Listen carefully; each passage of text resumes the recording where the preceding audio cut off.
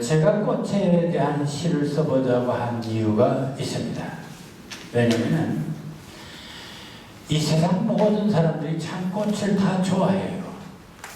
근데 좋아하는 것으로 끝나지가 않습니다. 여러분들 꽃에 대한 미학, 꽃에 대한 철학, 꽃에 대한 종교, 이것을 터득하지 않으면 이 세상에 왔다 간 보람이 없어요. 좀 제가 너무 강하게 얘기했나요? 그러니까 꽃이 무엇이냐? 그 꽃에 대한 철학, 꽃에 대한 미학, 그리고 소위 꽃에 대한 이해, 꽃에 대한 신앙, 꽃에 대한 그런 것들을 완벽하게 이해한다면 이 세상에 와서 산 보람이 있다. 그럴 정도로 우리들이 살아가는 데 있어서 꽃은 대단히 중요한 의미를 갖고 있으며 특히 시적인 의미를 갖고 있어요.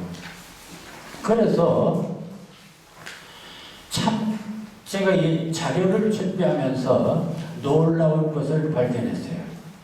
우리나라 시 역사에서 그 시인으로서 시를 정말 명성, 천하의 시인으로 유명하게 만든 소재가 뭐냐? 무엇으로 도대체 시인으로 성공했는가 하고 통계를 보니까요. 꽃을 가지고 모두 출세했어요. 안 그래요? 자, 꽃을 가지고 출세한 시인들 좀 여러분들이 누구 있습니까? 김소월. 네, 잘 알아요. 김소월. 아, 그 사람 진달래 꽃으로 출세했지. 뭐를 출세했습니까? 꽃시로 출세했어요. 시인으로 성공한 거예요. 그럼 또 누구 있어요? 이조연. 네, 거기 또 있습니다. 누구예요? 서정주. 아니, 서정주의 대표적인 시가 뭡니까? 국화 옆에서 꽃이야. 그러니까 보세요. 참 놀라운 것이 바로 김소월 하는데 김소월을 유명하게 만든 천하의 김소월로 만든 게 진달래 꽃이에요. 그러면 바로 서정주를 참 유명하게 만든 게 뭐냐? 국화 옆에서 꽃이에요. 그 다음에 또 출세한 사람이 있어요. 춘수. 김춘수를 유명하게 만든 게 뭐예요? 꽃이고 또 참. 그리고서는 그리고서 이제 내가 거기 예를 드는 것이 도종환을 넣었는데 도종환은 뭘로 유명해졌죠? 도종환을 유명하게 만든 게 뭐예요? 사실 이것은 아니고 요거 말고 또 있어요. 접시꽃 당신. 아니, 도종환을 유명하게 한 것이 접시꽃 당신으로 유명했고 그거 덕분에 유명해가지고 체육부 장관이가 장관까지 했어요. 아닙니까? 접시꽃 당신으로 그가 유명했지 뭐요 도대체. 근데 이제 접시꽃은 너무 자기 아내 얘기이기 때문에 그 꽃에 대해서 좀 도종환이 상당히 그래도 많이 이렇게 인기 있게 내용이 괜찮은 시는 흔들리며 피는 꿈에서 내가 예를 들었어요. 그럼 홍문표의 유명한 시는 뭘까? 천하에 유명하지는 못하지만 홍문표가 자랑하는 시는 또 뭘까? 네, 저도 꽃밭했어요. 대표시라면 이걸 하나 들겠어요. 그러니까 모든 시인들이 꽃으로 목숨 걸었다. 꽃으로 유명해졌다. 근데 그 앞에도 누구 있어요? 조선조도 아니고 고려 말에 이종현이란 시조시인이 있어요. 그의 유명한 이화에 월백하고 이것이 모르는 사람 없어요. 이존이 누군지는 알아요? 몰라요? 그 이화에 월백하고라고 하는 시조 때문에 유명해진 것이죠. 그리고 꽃으로 유명해요. 성공한 것입니다. 제가 이걸 준비하면서 이야 참 이거 기가 막힌 발견이다. 그래서 오늘 제가 결국 시인은 꽃으로 성공한다. 그러니까 여러분들이 참 시 쓰면서 꽃에 대한 관심을 많이 갖는 것 대단히 중요합니다. 적어도 시인이 꽃에 대한 관심을 갖는 것 대단히 중요합니다. 자, 그런 얘기를 하면서 우리 시 한번 뭐 많이 익혀진 거지만 다시 한번 감상을 하도록 하고 넘어가겠습니다. 자, 이조년의 다정가 누가 읽어볼까요? 네, 저기 먼저 아는 사람 서맹년 그때 일어나서 하세요. 네, 한번. 네. 이건 어려운데요. 이거도 최규하 선생님 하라 그러고 나 진달래 할게요. 이건 한문이잖아요, 전부 다. 한문 아니고 한문 그 한글로 잘 해놨으니까. 이현 의원님이 하세요. 일어나서 하세요. 그냥 읽으세요. 그 자리에 있습니다. 다정가 이화에 월백하고 이화에 월백하고 은하니 생경인제 일지 춘심을 자기야 알려면 다정도 병이냐하여 잠 못 들어 하더라. 네, 좋습니다. 이게 몇 년 전입니까? 고려 말이면은 500년, 100년, 600년, 거의 700년 전에 그것도 이렇게 이 홍 교수 같은 명교수한테 시 강의를 배운지도 않은 그냥 한학자예요. 그런 사람이 쓴 시입니다. 그런데 지금도 이분의 시는 많은 사람들이 읽고 암송하고 좋아합니다.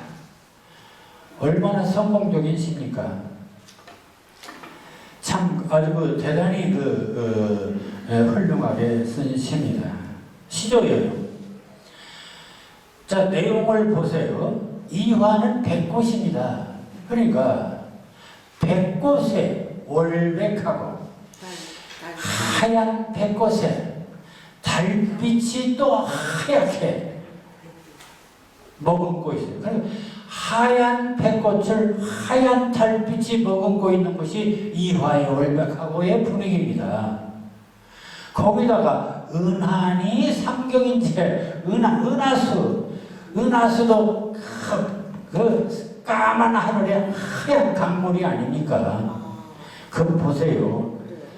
이화 하얀 백꽃, 하얀 달빛, 하얀 강물, 이것이 까만 하늘에 쫙 이렇게 비쳐 있어요. 그러니까 검은 하늘과 하얀 빛깔, 이게 얼마나 그 이미지가 대조적인 색깔 대비 현상입니까? 이 사람이 이미지라는 걸 알고 썼을까요? 대단한 구상입니다. 그래서 이화의 월백하고 은하는 인상이 대단한 시 표현입니다. 일지춘심을 자기야 알려면 한 가닥 그 이화라고는 백꽃 가지 그 한 가닥의 봄마음을 그러니까 까만 밤 하늘에 하얀 백꽃 달빛 은하수 그런 속에서 한 가닥 그 또 때는 봄이야. 그러니 이 봄에 그 이런 설레이는 마음, 이 설레이는 마음을 자규야 두견세 자규입니다. 이 자규는 두견세 서쪽세 또 뭐예요? 그러니까 이 새는 두견세라고 또 서쪽세라고 서또 귀촉도 자규 이러는데 이 재밌는 거예요. 이건 이제 요즘은 뭐 별로 그런 전설이 없으니까 잘 청나라에 그 망제, 총나라의 망제라는 왕이 있었어요. 엄청 신하를 믿었다는 것이죠. 근데 그만 신하가 배신을 했어요.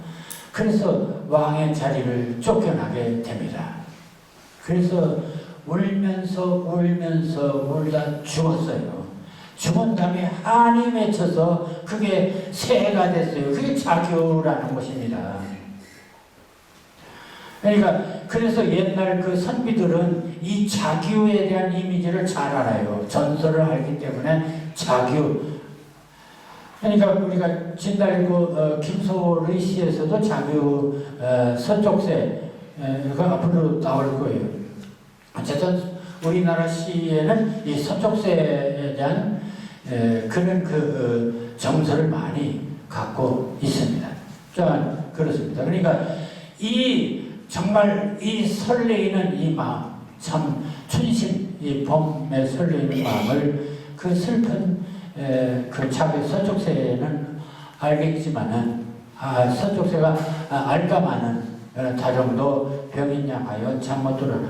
이렇게 사랑하는 마음도 병이 되어 잠 못 들어 하노라. 근데 이제 내용은 뭐 이준원이 아주 훌륭한 충신이었어요. 근데 쫓겨나가지고 귀양 가서 사는 거예요. 그래서 그 왕을 생각하면서 내가 왕을 생각하는 그 마음, 뭐 이런 걸 썼다 하지만은 차라리 그거 모르는 게 나아요. 왜냐면 그런 역사적인 게 중요한 게 아니죠. 여기서는 그거보다도 어쨌든 누군가를 사랑하는 마음 때문에 잠 못 이루는 그 사랑에 대한 지극히 누군가를 사랑하는 지극한 그런 그 사랑의 노래 아닙니까? 그래서 우리는 이준현의 시를 좋아하는 것이죠. 무슨 왕을 그리워서 한다? 이것은 그렇게 중요한 것이 아닙니다. 자, 거기까지 이제 해서 그러니까 이 시가 그렇기 때문에 많은 사람들에게 현대 시학으로도 나무랄 데가 없는 은유를 잘 구상했습니다. 여기 이환이 월백이니 은한이니 춘심이니 자균이 이게 전부 다 은유로 썼어요. 그렇지 않습니까? 왜 백꽃을 예를 들었어요? 왜 달빛을 예를 들었어요? 그 자기 결백함을 상징적으로 다 이게 은유예요. 그래서 이런 은유를 이렇게 잘 구사했다. 700년 전 시인인데도. 자, 진달래꽃 그런 말, 이걸 진달래꽃. 진달래 할게요. 진달래꽃 김소월. 나 보기가 역겨워 가실 때에는 말없이 고이 보내드리우리다. 영변의 약산 진달래꽃 아름 따다 가실 길에 뿌리우리다. 가시는 걸음 놓인 그 꽃을 사뿐히 절여받고 가시옵소서. 나 보기가 역겨워 가실 때에는 죽어도 아니 눈물 흘리우리다. 네, 좋습니다. 네, 그러니까 우리가 시를 쓸 때 예를 들어 꽃에 대해서 써라 하니까 꽃은 어떻다 하고 직접적으로 쓸 수는 있지만 꽃을 빗대어서 인생과 빗대어서 쓸 수가 있는데 지금 우리는 다정가 이전년의 시도 백꽃을 빗대어서 인생 자기를 썼어요. 그러니까 그래서 백꽃은 바로 자기 자신일 수 있죠. 그럼 이 시를 또 볼까요? 이 시에서 진달래꽃도 그렇습니다. 이 시도 뭐 진달래꽃이 어쩌다가 아니라 바로 말하고자 하는 사람의 심정을 진달래꽃에 빗대어서 쓰고 있습니다. 그러니까 우리가 시를 쓰는 것은 이런 것입니다. 대상을 놓고 어떤 꽃에 대해서, 강에 대해서, 하늘에 대해서, 들에 대해서 쓸 때 그 꽃과 나와의 관계, 뭐 예를 들어서 꽃이 어떻다 또는 꽃이 무엇이다, 뭐 이런 것들을 나하고 관련해서 쓰느냐 안 쓰느냐 이제 이런 것인데, 다중가는 백꽃을 관련해서 자신을 드러냈고, 여기서는 보세요. 나보기가 여겨 가실 때는 말없이 고이 보내 드리우리다 이랬습니다. 나 보기 싫어서 간다면 보내겠다, 말없이 보내겠다. 굉장히 아주 체념을 잘 드러내고 있습니다. 영변의 약산 진달래꽃 아름다다 가실 길에 뿌리우리다. 근데 두 번째는 가는데 영변의 약산, 하필이면 영변의 약산 진달래꽃을 아름다다가 가득다다가 가실 길에 뿌리우리다 딱 이랬어요. 그럼 여기서 영변의 약산 진달래꽃은 하나의 은유입니다. 뭐 상징이라고 할 수도 있고, 은유나 상징이나 그거예요. 상징, 은유, 상상 다 그 같은 말이에요. 그러니까 영변, 약산 진달래 아름다다 가실 길에 뿌리우리다. 네, 이것도 진달래꽃을 하필이면 가다 보내드리우다. 고이 가실 길에 뿌리우리다. 막 이렇게 해서 처음에는 이거 체념하다가 아이고 손들어 축복까지 해주는 거죠. 대단한 겁니다. 말 한마디 없이 그냥 행동만 한 거잖아요. 그렇습니다. 보기 싫은데 나 보기가 싫으면은 네. 말 없이 그냥 행동만 그렇게 한 거죠. 네, 그냥 보내겠다 이거요. 네네. 그리고 그 다음에는 꽃을 이렇게 뿌려올 거니까 아예 막 꽃을 하나로 해서 뿌리게, 이걸 그냥 그래서 이걸 기성 좀 더 발전한 거다 그렇게 얘기하죠. 그 다음에는 또 더 한 단계 더 나서 가시는 걸음걸음 노인 그 꽃을 삿뿌리 치려밟고 가시옵소서, 이렇게 또 꽃을 이렇게 해서 더 오히려 좋습니다. 아예 그냥 지려밟고 가라. 참 이게 그렇게 해서 마지막에는 다시 나보고 가실 때는 죽어도 아니 눈물 흘리우리다. 그래서 이 시의 장점은 표면적으로는 냉정하게 무심코 그냥 보내드리는 것 같지만 내면으로는 철저히 그 보내는 것에 대한 아쉬움, 가면 안 된다, 가면 나는 죽는다, 이런 어떤 내면의 아쉬움을 깔고 있는 시다. 그것 기묘하게 쓴 거죠. 그럼 겉으로는 보내겠습니다 하는데 내면으로는 철저히 보내겠다는 뜻이 아니에요. 보낼 수 없습니다요. 이런 것들을 아주 미묘하게 잘 표현하고 있는데, 여기서 중요한 것이 바로 진달래꽃입니다. 그러니까 아예 진달래꽃을 뿌리겠다. 예를 들어서 가는 길에 내가 들어가서 나를 밟고 가라. 이게 뭡니까? 나를 밟고 가시오. 그래도 좋습니다. 그러니까 겉으로는 굉장히 체념하고 축복하고 아주 초국하고 그러는 것 같지만은 내면으로는 철저히 보내는 것에 대한 이별에 대한 아쉬움을 강렬하게 드러내는 시인데, 그것의 가교 역할을 하는 것이 진달래꽃이다 그런 것입니다. 그래서 어쨌든 이 시는 정말 그 이별송으로서는 최고의 노래가 됩니다. 그래서 많은 사람들이 이 진달래꽃을 좋아하는 것이죠. 자, 그 다음에는 그러면 서정주의 국화협회서를 볼까요? 네. 저기 박수환 씨, 제가 할게요. 서정주 거기 아는 사람은 서정주 씨 이름은 해보세요, 선생님. 장성하라고요. 여기 사람 빼놓고 들어가서 해야지. 누구 믿고서 시키는 거 같잖아. 네, 국가협회에서 한번 읽어보시죠. 네. 이렇게 뵙게 돼서 진심으로 감사합니다. 국가협회에서 서정주. 한송이 국화꽃을 피우기 위해 봄부터 서쪽새는 그렇게 울었나 보다. 한송이 국화꽃을 피우기 위해 접동은 먹구름 속에서 또 그렇게 울었나 보다.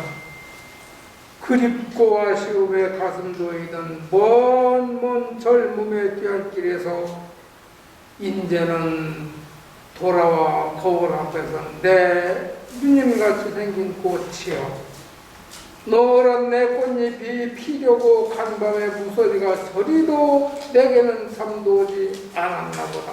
네, 좋습니다.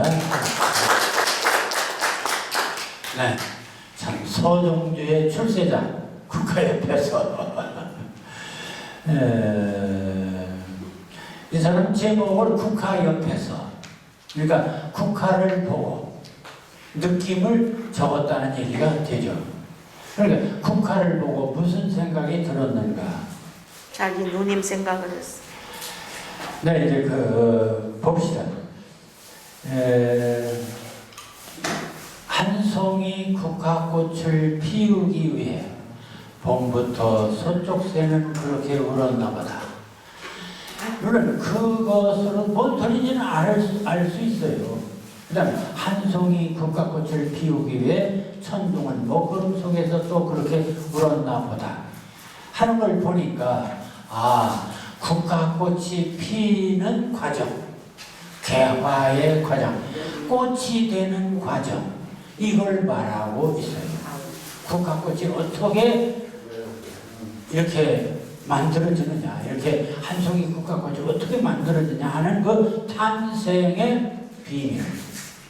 한 송이 국화꽃을 피우기 위해 봄부터, 그러니까 이 사람은 이 꽃에 대한 시를, 이 꽃이 어떻게 탄생하는 것이냐, 꽃이 어떻게 생성하는 것이냐, 한 송이 국화꽃을 피우기 위해 봄부터 서쪽새는 그렇게 울었나 보다. 이걸 이제 봄부터 서쪽새가 국화꽃을 피우기 위해서 울었나 보다 하는 게, 울었나 보다라는 말이 그 밑에도 또 그렇게 울었나 보다라는 말을 보면은, 아, 굉장히 고통이 심했구나라는 것을 느끼게 하죠. 그러니까 울을 정도로 고통이 심했어요. 그러니까 우리는 순환과 고통, 어떤 탄생의 고통을 울었나 보다 하는데, 언제부터? 봄부터 천둥을 먹구름, 이거 여름이죠. 그러니까 봄, 여름 다. 그런데 그런데 그렇게 해서 꽃이 피었습니다. 꽃이 되었어요. 근데 이 꽃을 뭐라고 이 사람은 봤느냐? 여러분들 뭐 꽃이 뭐냐 하는 게 바로 각자의 해석입니다. 이제 그걸 바로 은유적으로 해석하는 거죠. 꽃이 뭐냐? 나에게 있어서 꽃이면, 국화는 나에게 있어서 뭐냐? 그립고 아심에 가슴 조이던 먼 젊음의 뒤안길에서 이제는 돌아와 거울 앞에 선 내 누님같이 생긴 꽃이여. 여기서 결정적으로 서정주의 실력을 보인 것입니다. 그러니까 국화꽃이 뭐냐? 그것은 그리고 아심에 가슴 조이던 먼 젊음이, 그렇지 않습니까? 우리가 처녀 때 시집가서 20대, 30대 넘어서 40대 이렇게 접어든, 네, 완숙한 여인. 어떻게 보면 이제 아주 그냥 확 익은 또는 완숙된 인간, 완숙된 존재. 그러니까 꽃이 뭐냐? 봄, 여름 그 많은 숱한 걸 거치고 마치 완숙된 인간처럼 가장 완숙된, 네, 완숙한 그런 존재가 국화꽃이 꽃이고, 동시에 인간도 그 완숙된 그런 상태가 내 누님 같은 존재죠. 모든 역경을 이겨낸 누님 같은, 그건 다시 말해 인간도 그렇겠죠. 모든 성공 뒤에는 그런 것이 있습니다. 그래서 다시 노란 꽃잎이 피려고 간밤에 무소리가 저리 내리고 내게는 잠도 오지 않았나 보다 해서 다시 그 존재 탄생의 비밀을 봄, 여름, 그리고 하룻밤, 지난 밤 이 세 가지를 시간적인 것으로 이렇게 했고 결국 그게 뭐냐? 모든 것을 이기고 완성시킨 그런 내 누님 같은 꽃이다라고 이렇게 결론을 맺고 있습니다. 그래서 가장 중요한 건 이런 겁니다. 결국 유명하다고 하는 것은 모든 사람들이 보다 많은 사람들이 공감하는 것이죠. 이야 그렇다. 참 제대로 이제 딱 맞는 소리다. 이렇게 공감할 수 있는 그런 은유가 됩니다. 이건 은유죠. 자, 그럼 다시 김춘수의 꽃을 볼까요? 김춘수. 요거 좀 누가 박원우 씨, 박원우 선생님 일어나서 왜요? 안 하시는 분 해야지.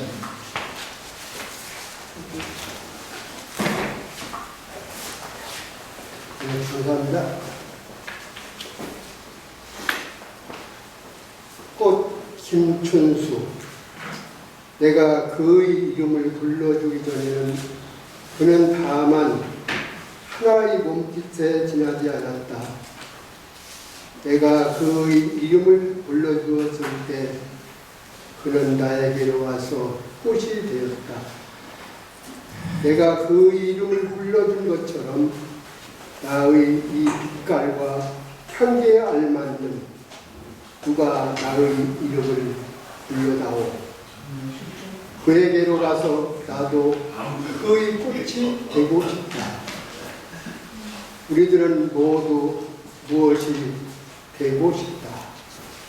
너는 나에게, 나는 너에게 잊혀지지 않는 하나의 의미가 되고 싶다. 네.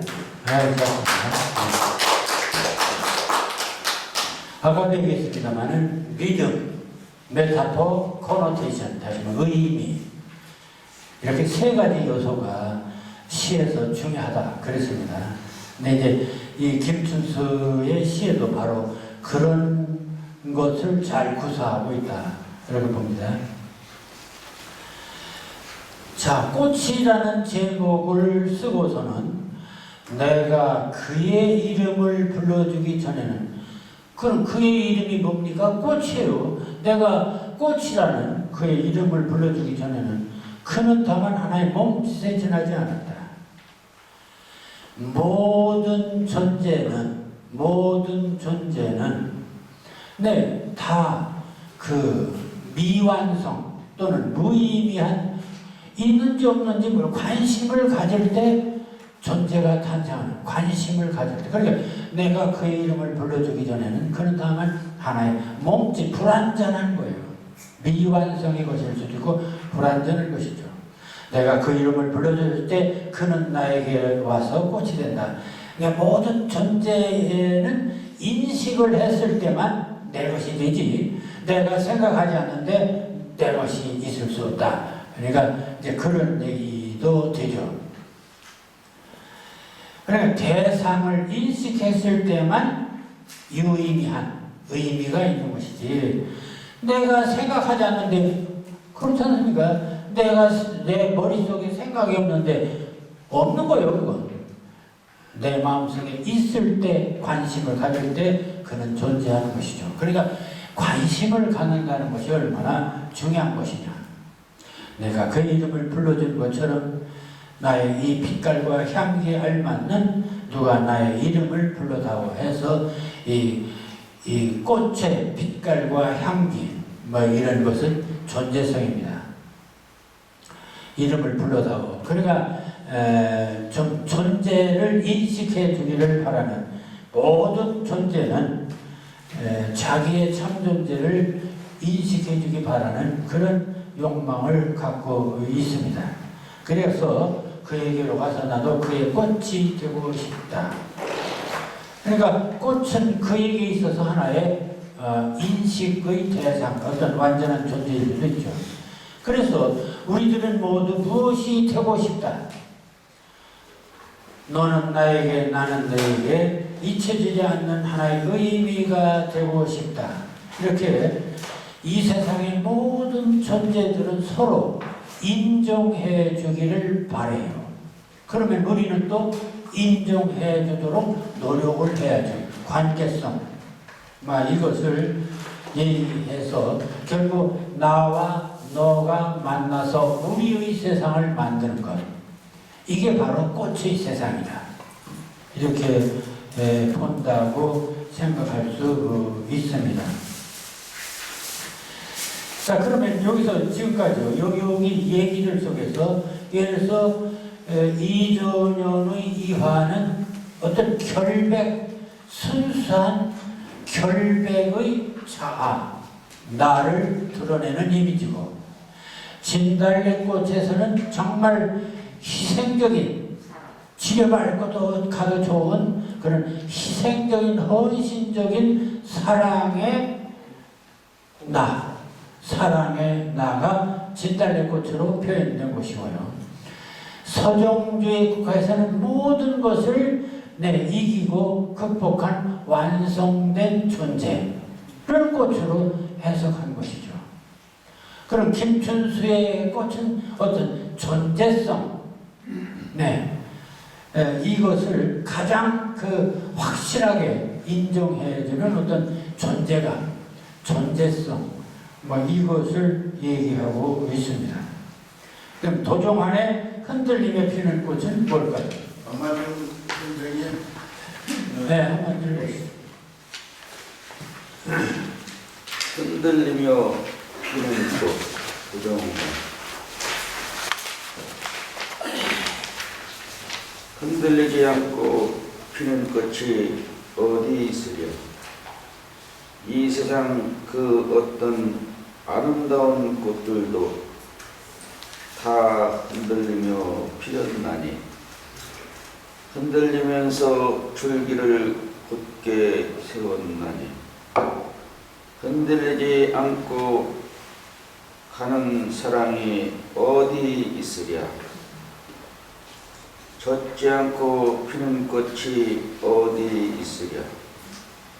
이 세상 그 어떤 빛나는 꽃들도 다 젖으며 피었나니 바람과 비에 젖으며 꽃잎 따뜻하게 피었나니 젖지 않고 가는 삶이 어디 있으랴.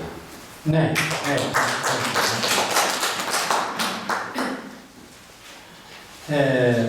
이 흔들리며 피는 꽃은 이런 겁니다. 결국 이 사람도 꽃을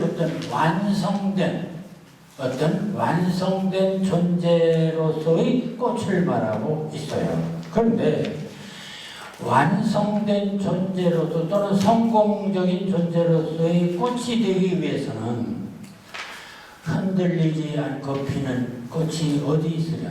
흔들려야 된다. 이 세상 그 어떤 아름다운 꽃들도 다 흔들리며 핀다.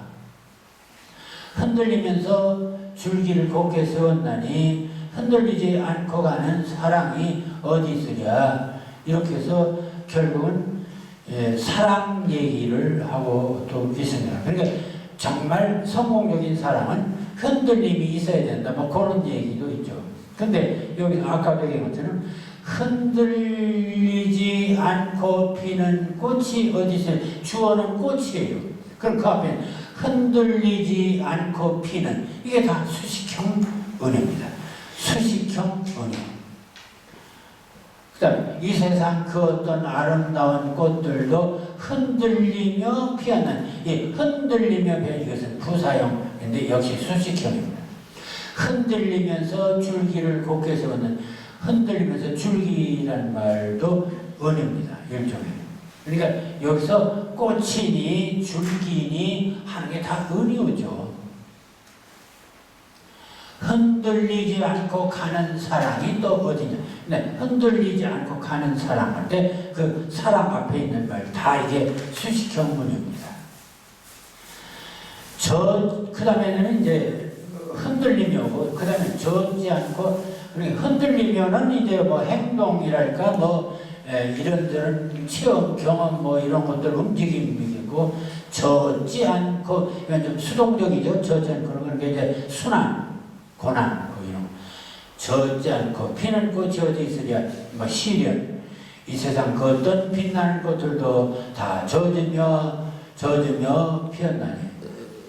그래서 흔들림과 젖음, 바람과 비에 젖으며 꽃잎 따뜻하게 피었나니 젖지 않고 가는 삶이 어디 있으랴 해서 다시 삶을 얘기하고 있습니다. 그러니까 이 사람의 얘기의 핵심은 이 역경과 시련 속에서 사랑과 삶이 성숙한다. 이런 것이고, 그 성숙한 것을 꽃이라고 표현했죠. 성숙함, 어떤 완성됨, 뭐 이런 거라고 볼 수 있습니다. 자, 이 홍배 꽃밭에서는 많이 소개를 한 것인데, 저한 다시 또 내놨습니다. 백면자 선생님. 한번 읽어보시죠. 네.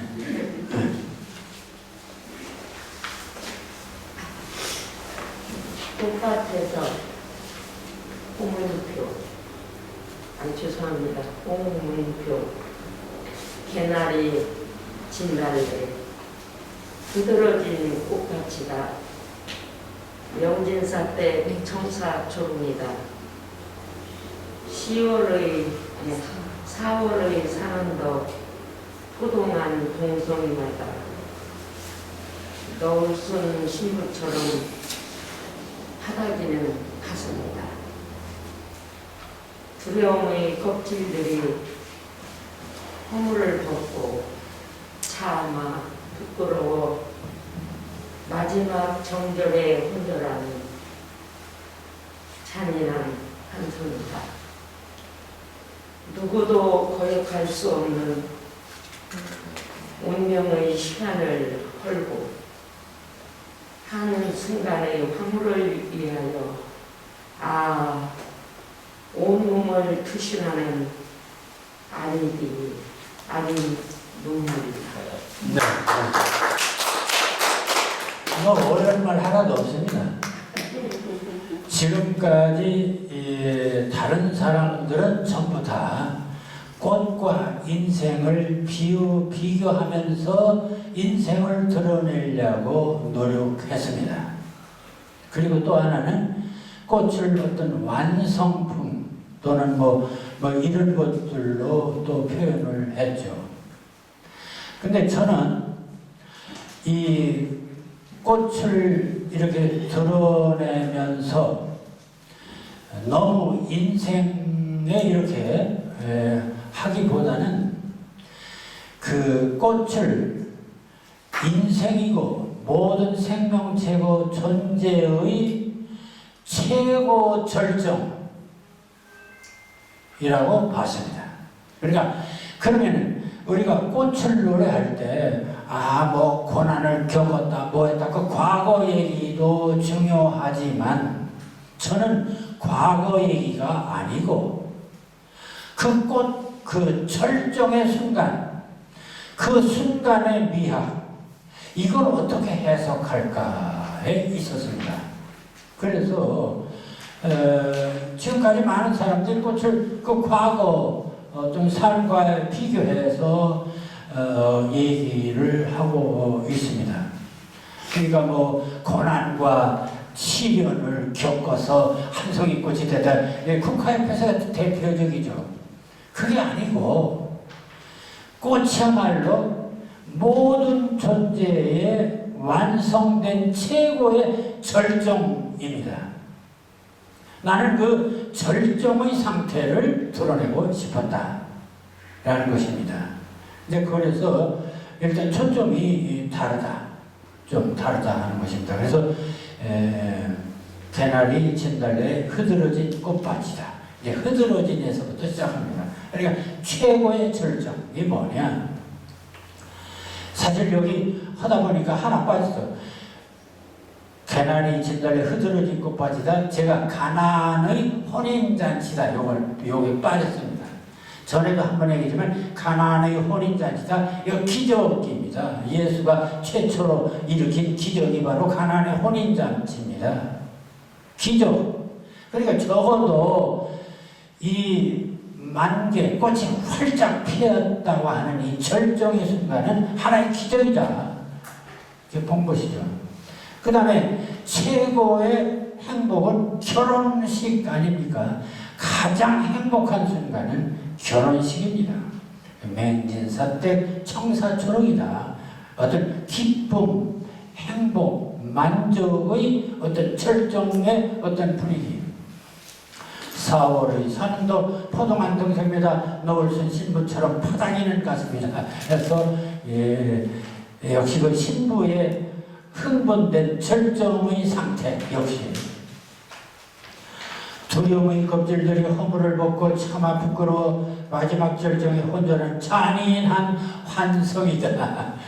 최고의 절정은 대단히 행복하면서도 잔인합니다. 왜 그러냐면은 그 다음 또 나와요.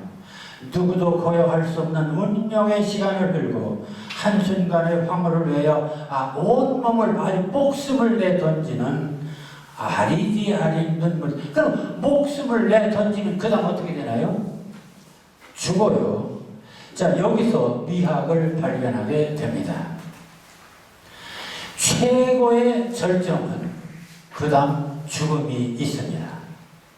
그래서 최고의 사랑과 최고의 죽음, 이것을 우리는 에로스와 그것을 유명한 그 탄타로스라고 하는 신화로 얘기를 해요. 에로스와 탄타로스. 인간은 사랑하며 동시에 죽는다. 그러니까 삶과 죽음이 함께 있는 것이다. 우리는 사랑이 최고의 절정이라고 생각해요. 근데 그 최고의 절정, 그렇지 않습니까? 여러분들 첫날밤처럼 최고가 어디 있어? 최고의 미학의 최고고 모든 황홀의 행복의 최고야. 그런데 동시에 그것은 그 다음에 끝이야.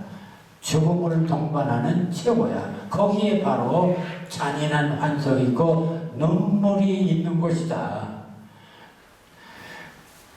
그 이어령 선생이 최근에 많이 이 탄타로스 문제를 죽음에 대한 문제를 많이 얘기했는데 그것은 이어령 선생뿐만 아니고 최근에 많은 사람들이 그러니까 과거에는요 우리가 사랑이다 주로 에로스, 아카페, 필리아 이런 얘기를 많이 했는데 진정한 사랑의 최고 골작은 예수의 사랑 같은 것이죠. 그런데 그건 죽음을 동반한 사랑입니다. 그러니까 최고의 사랑 속에는 죽음이 함께 있어요. 그게 없으면 최고의 사랑이 될 수가 없어요. 희생이 없는 사랑은 사랑이 아니야. 여기에 눈물이 함께 있어요. 행복한 눈물이 함께 있는 것이죠. 그래서 이 에로스와 탄타로스, 타나토스, 에로스와 타나토스. 그러니까 삶의 욕망과 죽음의 욕망. 여러분들 죽음이 욕망이니까 기피하는 거지. 근데 사실은 살고자 목숨 걸죠, 여러분들. 오래 살고 싶죠? 어떻게든지 살고 싶죠? 왜 목숨 걸고 살려고 합니까? 죽음이 싫으니까. 그렇잖아요. 그리고 이것은 늙어서가 아닙니다. 태어나서부터 시작하는 거야. 태어나면서부터 앵앵거리고 울어요. 왜? 안 죽으려고. 아니야? 그러면 삶과 죽음은 함께 있어요. 안 그래요? 삶과 죽음은 함께 있어요. 그래서 이제 요즘 새로운 심리학에서 그걸 대단히 많이 강조해요. 그러니까 인간의 정말 사랑은 죽음과 함께 있는 것이고 결국 이것이 역사를 움직이고 삶을 움직이는 것이다. 그래서 에로스는 어떤 삶에 열심히 살려고 하는 삶의 충동을 에로스, 어떤 살고자 하는 욕망입니다. 탄타로스는 죽음의 충동입니다. 그래서 일종의 파괴죠. 그래서 결국 우리의 삶은 살고자 하는 욕망과 또 죽고자 하는 욕망이 함께 어울려서 가는 거예요. 자, 조금 깊이 나갔나요, 내가? 자, 그래서 정말 우리가 꽃을 보면서 마지막 죽음까지 생각해 보는 그런 경지도 한번 생각해 볼 수 있다. 자, 오늘 꽃에 대한 시 일반 감상을 했고, 여러분들 시를 좀 쉬었다 합시다. 네.